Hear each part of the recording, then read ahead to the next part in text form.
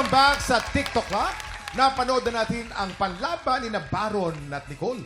Ngayon naman, ang kampiyon mula sa Bicolandia, Kimberly Baluso. Pambato ng Bicol, ang sweet songstress, Kimberly Baluso.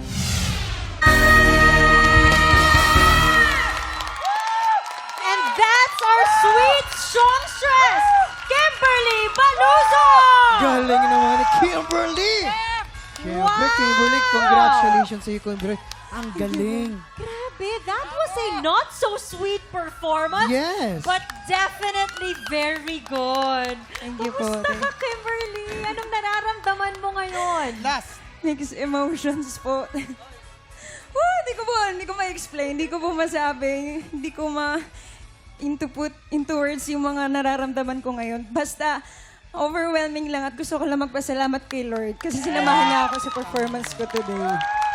Siyempre, andito naman ang ating mga inampalan. Ano kayo masasabi nila? Inampalan?